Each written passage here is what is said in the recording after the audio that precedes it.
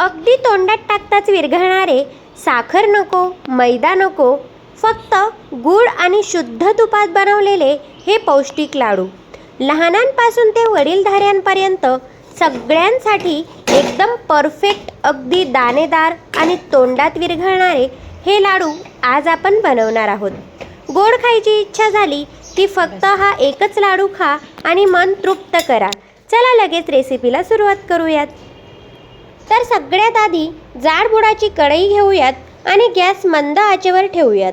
आता यात 1 वाटी बेसन घालूयात आणि 2-3 मिनिटे आपल्याला बेसन परतवून घ्यायचे आहे. कोरडेच बेसन आधी परतवायचे आहे आणि त्यानंतर आपण आता 1 वाटी बेसनसाठी अर्ध्या वाटीला कमी तूप घेतलेले आहे. तर 2-3 मिनिटे बेसन परतून झाल्यानंतर आता आपण 3-4 चमचे तूप टाकून घ्यायचे आहे. आणि आता बघा, बेसन भाजताना घाई अजिबात करायची नाही. मंद आचेवरच सतत चमचाने परतत राहायचं आहे, कारण बेसन पटकन करपतं. पहिले 2 मिनिटे बेसन कोरडं वाटेल आणि घाबरायचं अजिबात नाही. आपण हळूहळू तूप टाकत जाणार आहोत. आता मी अजून 2 चमचे तूप टाकते आणि रंग पण हळूहळू पांढऱ्यापासून सोनेरी होत जाईल. 3-4 मिनिटांनंतर पुन्हा 2 चमचे तूप टाकायचे आणि सतत परतत राहायचे आहे. आता बेसन मऊ होत जाईल आणि कढईला अजिबात चिटकणार नाही. एकूण 8 ते 10 मिनिटे लागतात बेसन भाजायला.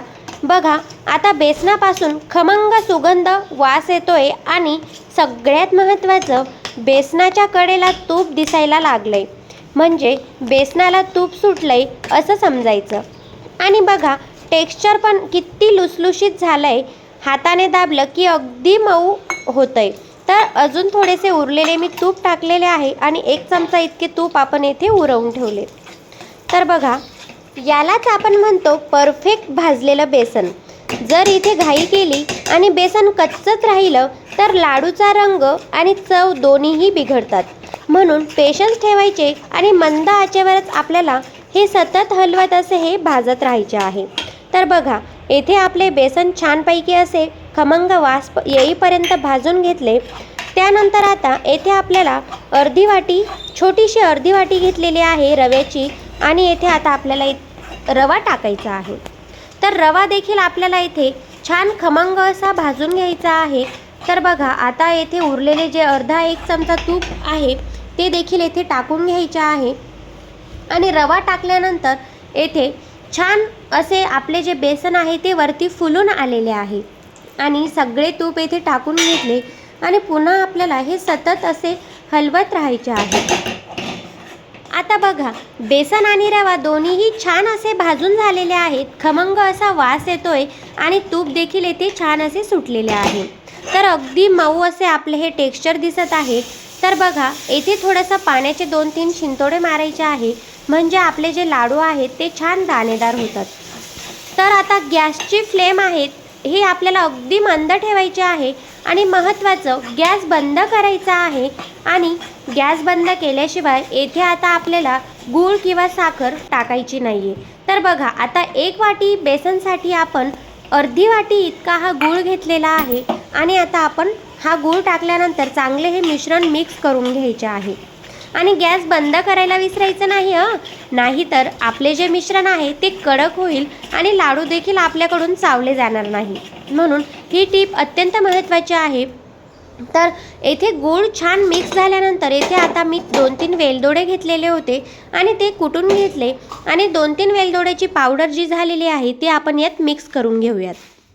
तर बघा, अगदी आपले एकजीव होईपर्यंत हे मिश्रण आपल्याला सतत परतून घ्यायचे आहे. आणि त्यानंतर एका भांड्यात हे जे मिश्रण आहे ते असे मोकळे करून घ्यायचे आहे. आता बघा, मिश्रण गरम आहे म्हणून आपण डायरेक्ट हात लावणार नाही.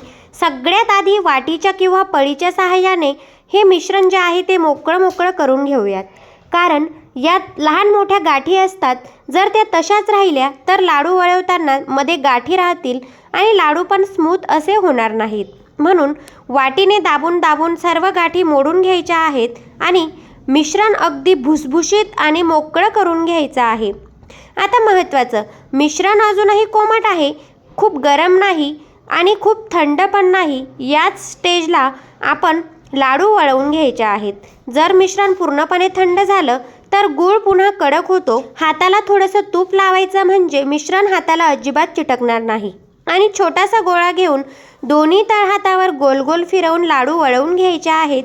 बघा किती सहज आणि मऊसूत लाडू तयार होत आहे. दाबलं की दाणेदार आहेत, पण तोंडात टाकताच विरघळतोय असे हे लाडू आहेत. अशाच पद्धतीने सर्व मिश्रणाचे लाडू वळवून घेऊयात आणि मग थंड झाल्यावर हवाबंद डब्यात भरून ठेवायचे आहेत.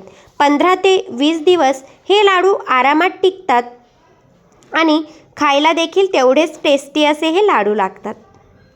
तर आता इथे एक एक करून आपण हे सर्व जे लाडू आहेत ते वळवून घेऊयात.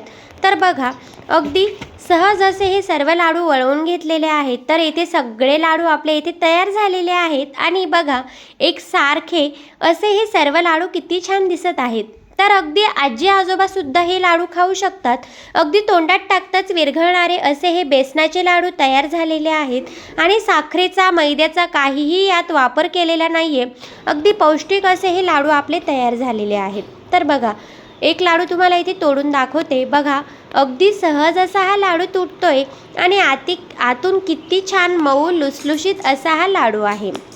म्हणजेच अगदी तोंडात टाकताच विरघळणारा, लहान मुलंसुद्धा आवडीने खातील असे हे बेसनाचे लाडू तयार झालेले आहेत. तर तुम्हाला कशी वाटली आजची ही रेसिपी मला कमेंट्समध्ये नक्कीच सांगा.